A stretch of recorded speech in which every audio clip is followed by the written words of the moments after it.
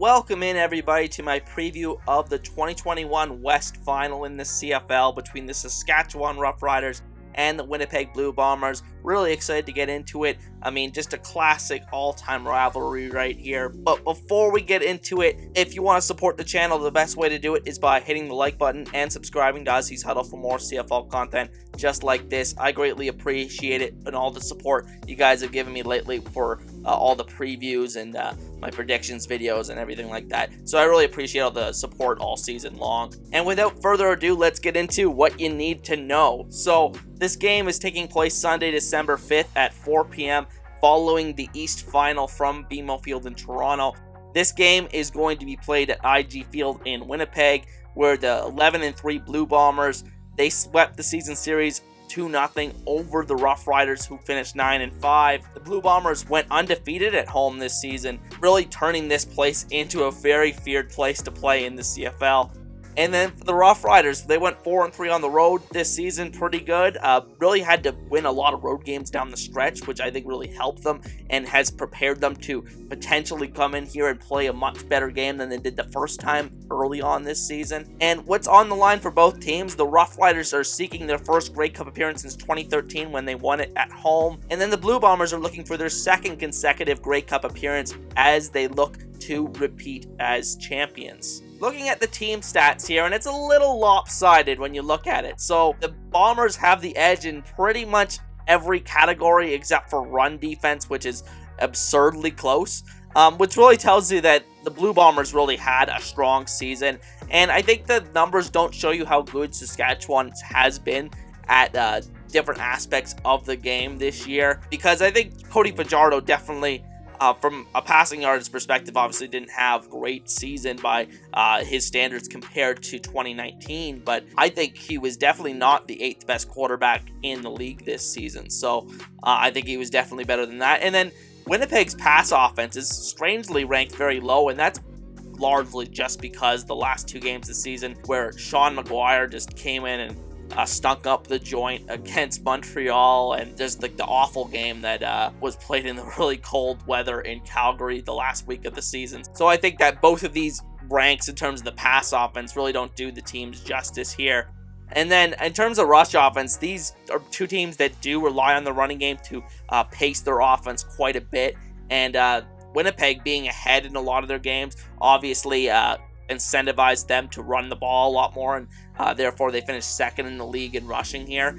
And then defensively, I think Saskatchewan had a pretty good season. I mean, despite that 9th pass defense ranking, I think it's just a reflection of them being ahead a lot in games and playing a lot of prevent defense kind of with 2-score leads.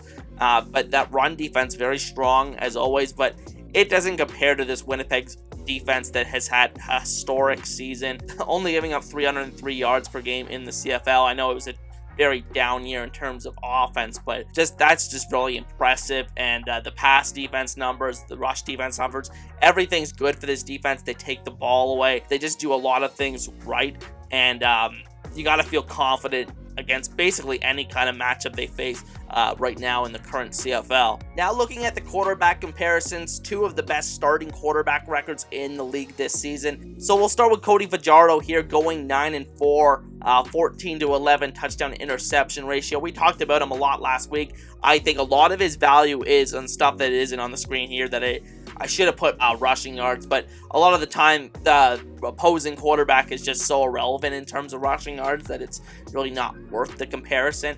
But Fajardo, just a really talented rushing quarterback right now in the CFL, and he really needs to take advantage of that aspect of his game, and we'll talk a lot about that in the next segment here. But I think that the key with Fajardo is just avoiding some of these really, really poor decisions that he's making. He's really trying to force things a lot. He really needs to go through his progressions a lot better. I think that's a lot of mental mistakes with Fajardo in terms of trying to force the ball to Shaq Evans in the first half last week.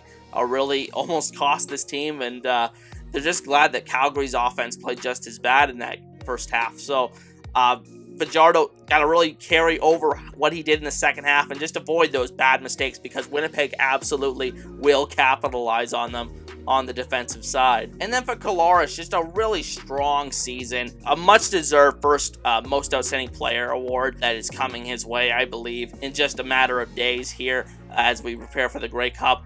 And just the numbers show you that he's just been a very efficient quarterback this year. Winnipeg is a much more balanced offense compared to a lot of the CFL. They run the ball a lot more than other teams. So I think those numbers could really be much higher if they were potentially on another team because they run the ball so much in Winnipeg. But amazing season for Collaros, and really shows you that he might just be the best quarterback right now in the CFL. And we'll see if he can continue this really hot start as Winnipeg starter in his first full year here. Now here's 3 keys that I think are going to be really important to deciding who wins this game. So number 1 is Cody Fajardo versus Willie Jefferson and Jackson Jeffcoat. Usually I would say defensive ends versus the offensive line, but I think Winnipeg is without a doubt going to win a lot of these matchups against these Saskatchewan offensive linemen that have kind of struggled the second half of the season. They've just kind of got progressively worse as the season's gone on. So I think Willie Jefferson and Jackson Jeffcoat are going to get their opportunities, but Cody Fajardo, like I said, has to use his feet in this game and really try to extend plays and get these defensive ends for Winnipeg in Jackson Jeffcoat and Willie Jefferson off balance here, and kind of slow them down throughout the game to have a chance to drop back and make some big plays down the field in this game. And then the second is Darvin Adams / Kenny Lawler versus defensive back for the Saskatchewan Roughriders, Nick Marshall. Marshall's been very prone to giving up big plays, and I believe he got beat for a really big one last week as well. So I think there's going to be plays to be had, but does he come away with a big play, an interception, a forced fumble, something in this game? He's been prone to make those plays as well. So what Nick Marshall do we get in this game? He actually did have a nice pass deflection last week of Reggie Bagleton, I believe. So he can make some big plays here, but does he give up a big play in this game? Watch out. And then Darvin Adams, I think, is really due for a big game for Winnipeg as a big play receiver here. And I think Zach Collaros really looks his way in big moments in big games, as we saw down the stretch in 2019. So watch out for this matchup within this game. And the third one is, I'm being serious, the kicking game I think could play a big factor. Winnipeg, it's gotten a lot better when Sergio Castillo came in, but the kicking game has been horrendous for Winnipeg this season. And it's been fantastic for the Roughriders with Brett Lawler coming back to the CFL. Everything worked out. I don't know why that guy hasn't really gotten an NFL shot, because he's just been one of the best kickers in North America the last few years here.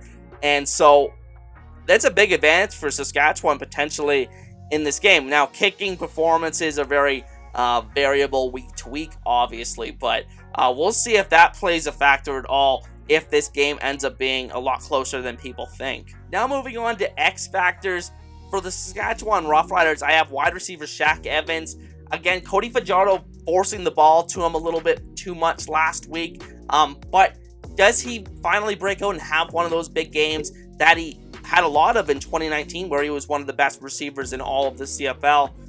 Does he continue to get looks, or does this offense move the targets that were going to him to other receivers in this offense? We'll see how he performs this weekend. And then linebacker Kyrie Wilson for Winnipeg, I think super underrated player in this defense. I think he's only played like 8 games this year, but played well down the stretch again at that weak side linebacker spot. So I think he's going to be really key. If Cody Fajardo takes off and runs, I think he could be very key to keep an eye in the back of his head. Watch out for Cody Fajardo on the run, and that's where the Stampeders really got gashed in the running game last week by Fajardo, is when these linebackers just weren't adapting to realizing when he was scrambling. So really key player, I think, in this game within the scope of this Winnipeg defense, given Fajardo's mobility. But these are just 2 guys that I think could play an underrated role in deciding Sunday's outcome. Now finally, my game prediction, and I can't go against Winnipeg. I mean, I would have still taken Winnipeg over Calgary, but Saskatchewan, I just don't think they have the line play to match up with Winnipeg, as we've seen in the 2 matchups they played early this season. I know a lot has changed since then. Saskatchewan's had to go through a lot of adversity playing a lot of these road games, a little more battle-tested. Now they have their first playoff win with Fajardo, but I think that Saskatchewan, even though they keep it close in this game, and I think it's a much closer game than people think, I think Winnipeg ultimately wins this game in a relatively low-scoring fashion. I think both of these defenses shine, and we see a great football game out there at IG Field on Sunday. But with that said, that is going to be the end of today's video, ladies and gentlemen, and I want to thank each and every one of you for watching. If you want to support the channel, the best way to do it is by hitting the like button and subscribing to Aussie's Huddle for more CFL content just like this. I greatly appreciate it. And with that said, let me know in the comments section who is winning this game. And with that said, enjoy the games this weekend. Peace.